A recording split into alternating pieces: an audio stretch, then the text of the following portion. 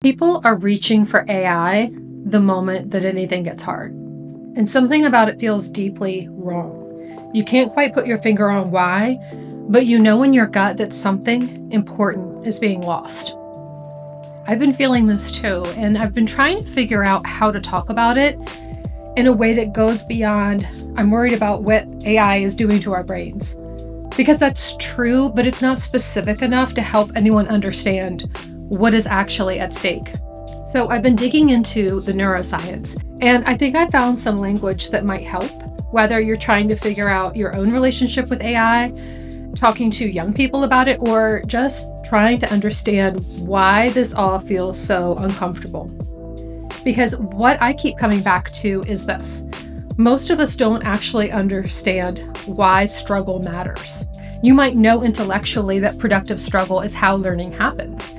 When you wrestle with ideas, that cognitive friction creates new neural pathways. So, we get this on some level. But struggle often feels like failure. And if we're being honest with ourselves, most humans find struggle uncomfortable and frustrating. So when AI offers to remove that struggle entirely, of course we're going to take it. Who wouldn't? And I get it. I use Claude all the time to help me get from the blank page to something polished. And if someone had offered teenage me a button that would make the hard things easy, I would have pressed that button too. Our brains aren't naturally wired to think about long-term capacity building, especially when we're young. So the question I've been sitting with is this: how do we understand what we're actually missing when we do AI to do our thinking? How do we make the invisible cognitive benefits visible? Let me share what I've learned about what actually happens in your brain when you write. I mean the cognitive process of translating thought into language, not just typing words. When you write, your prefrontal cortex activates to make decisions about what matters and how to organize it. Your hippocampus encodes memories and makes connections to past experiences. Your motor cortex coordinates the physical act. Broca's area translates thoughts into language. Multiple regions are working together when you write. They're creating new neural pathways, and that means it's going to be easier for your brain to work that way again in the future.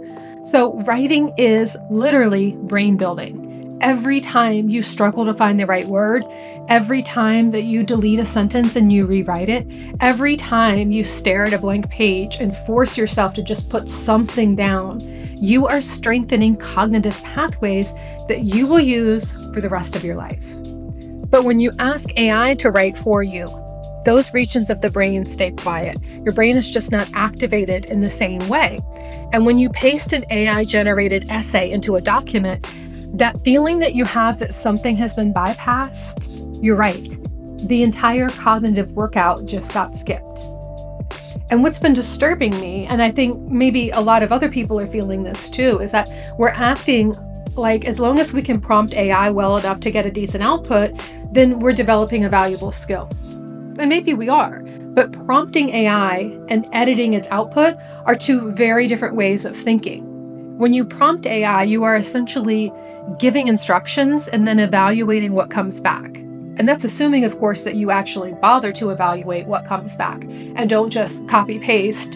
And of course, it's assuming that you even have the skills to properly evaluate the output for accuracy and clarity. You might not even have those skills.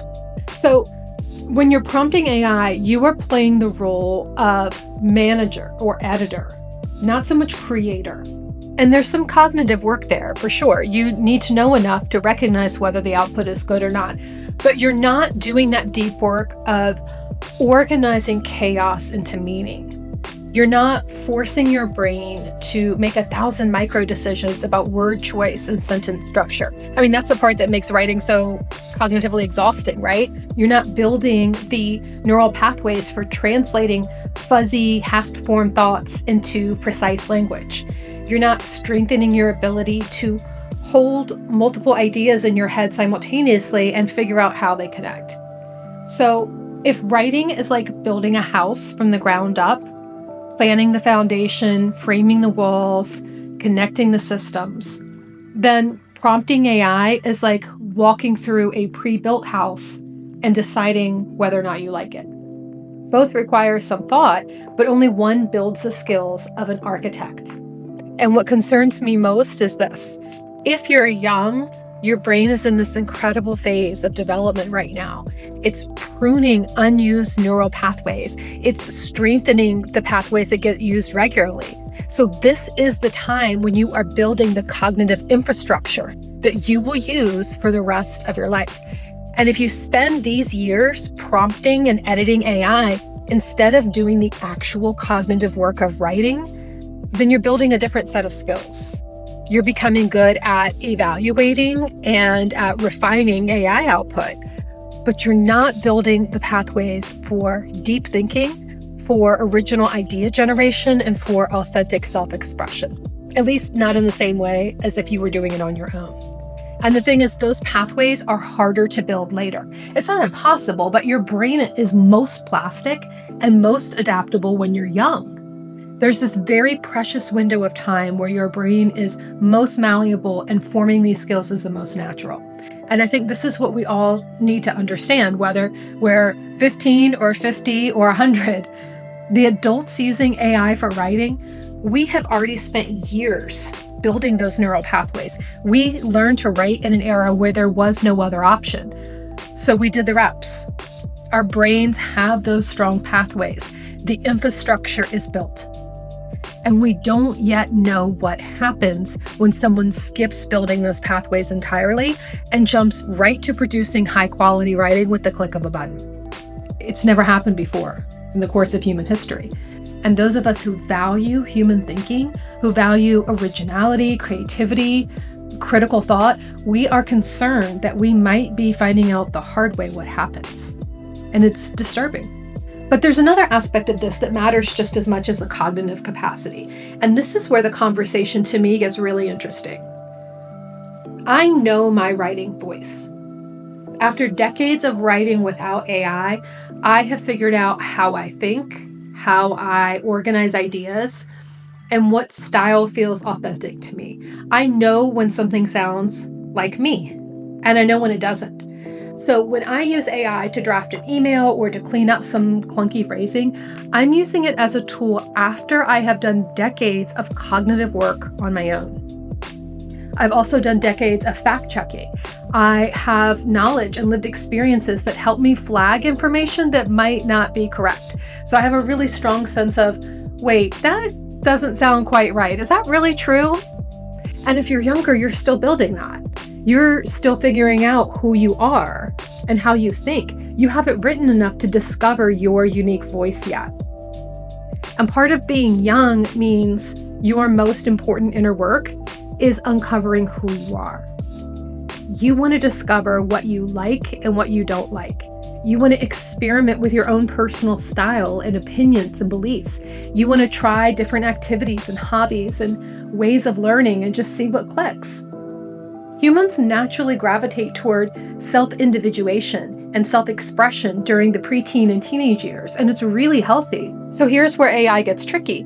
If you never learn to play an instrument or sing, and you have AI do those things for you, it's not exactly clear how you will ever find your own personal musical style.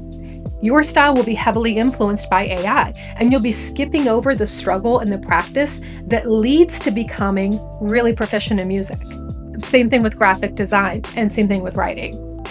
Maybe even more concerningly when it comes to writing, because if you never develop your own writing style and you allow the style of AI's writing to become your default, you might never find your own unique voice. When you use AI as your default, you are skipping the process of discovering who you are as a thinker and a writer. You are letting a machine's generic voice become your substitute voice before you've had a chance to develop your own. And here's the thing about voice. You don't discover it by reading what other people write or what AI generates.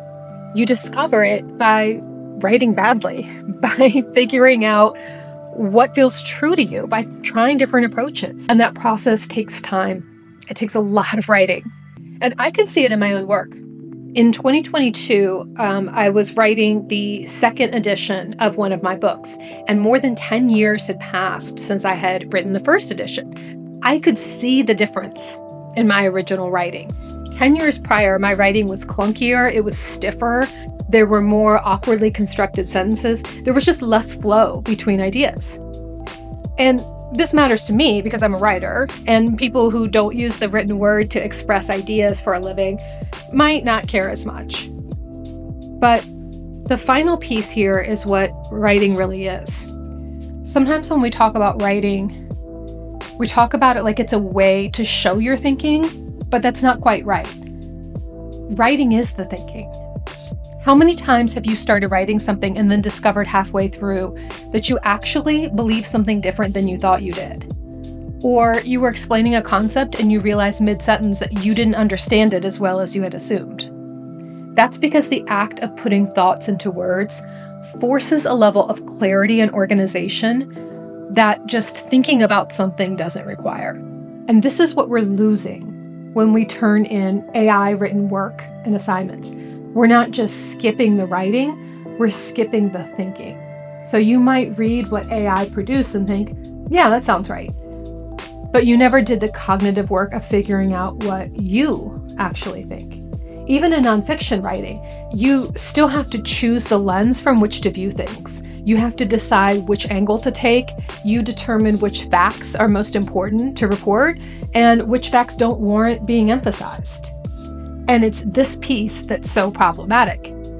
Outsourcing your writing means outsourcing your thinking to AI. This is particularly concerning given the bias in politics and worldview influencing our AI output. The perspective that you get from Elon Musk's Grok may be different from what you get from Anthropic's Claude. It's dangerous to ask a bot to summarize the causes of the American Civil War, for example, and just assume that it's accurate, assume it's unbiased, assume that it's even aligned with what you have learned and what you understand about it.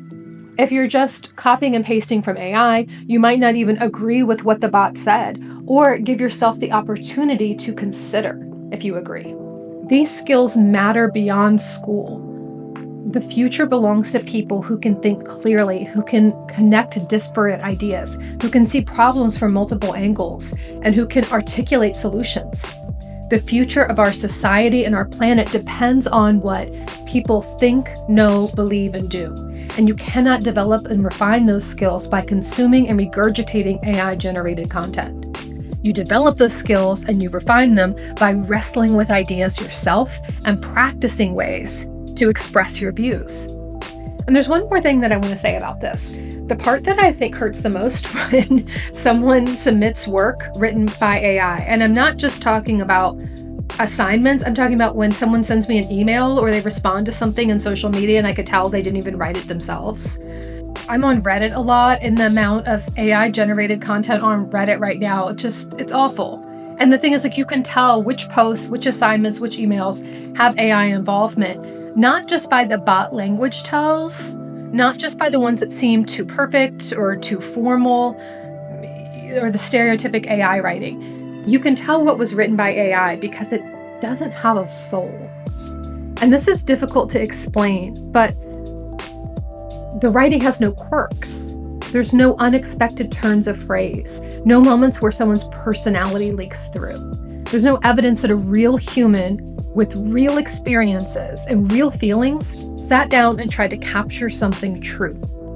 The tone, the style, the vocabulary of every AI submitted piece sounds eerily similar. And it's because AI can mimic competence, but it can't mimic humanity. It doesn't have a lived experience to draw from. It has no memories. It has no feelings. It has no perspective shaped by actually being in the world. And when humans write, we're not just conveying information. We're building a bridge between our inner world and someone else's. We're saying, this is what it's like to be me. Your voice, your perspective, your way of seeing things is one of the most valuable things you have in a world where AI can generate infinite generic content. Adam Mosseri, who is the top exec at Instagram, said in an end-of-year review in December 2025, he said, all the major platforms will do good work identifying AI content, but they will get worse at it over time as AI gets better at imitating reality. There's already a growing number of people who believe, as I do, said Adam Mosseri, that it will be more practical to fingerprint real media than fake media. Mosseri also noted that authenticity is becoming, quote, infinitely reproducible. That's a statement that provoked a lot of controversy online. Some folks pointed out that AI is inherently inauthentic, so the statement is false. Others take issue with the paradox of reproducing authenticity. A copy of an original is a copy, right? I'm not sure how I feel about the idea of infinitely reproducible authenticity, but I do see that we're at a crossroads. One path is leading to a generation of people who can prompt AI really well, but not necessarily think deeply, can't write with an authentic voice, haven't built the cognitive infrastructure that they need for complex problem solving. And the other path leads to people who understand that AI is a useful tool for certain tasks, but that the work of thinking, the work of finding your voice, the work of wrestling with ideas until they make sense is fundamentally human work that cannot, or at least should not, be outsourced to AI. At least not if we value what makes us human. And I think we have a window right now to make this choice. The messages I'm seeing are mixed. We see adults using AI. We see AI producing results faster than we can. And we see it producing a result sometimes better than we can. We feel the pressure to keep up. And what we may not be seeing, or what we may not be valuing enough, is what we're losing. Now, let me be clear. I'm not saying that you should never use AI. I'm saying we need to be intentional about when and how we use it, especially if you're a young person and your brain is still developing. I think most of us already sense these distinctions. There is a difference between using AI to check grammar after you've written something and having AI write the thing in the first place. There is a difference between using AI to generate ideas that you evaluate versus just accepting its output as your own thinking. We need to understand these distinctions. And more than that, I think we need to experience the satisfaction of writing well ourselves. That feeling when you finally find the right word, when a confusing idea suddenly makes sense on the page, when you read back what you wrote and you think, yes, that is exactly what I meant. AI can't give you that. Only the act of writing can. And so maybe that's the message.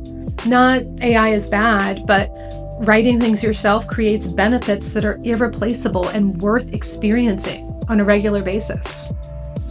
The AI companies are spending billions of dollars in the race to make their tools faster, smarter, more seductive. But what matters is that we understand what we lose when we take the shortcut, that we value our own thinking enough to protect it, that we stay human in an increasingly automated world. So I'm curious, what is your relationship with AI right now? Are you using it for everything? Are you being selective? Have you noticed a difference in how you think when you write yourself versus how you think when you write with AI? I'd love for you to just drop your thoughts in the comments. I am genuinely interested in hearing how this is playing out for people. Thanks for watching.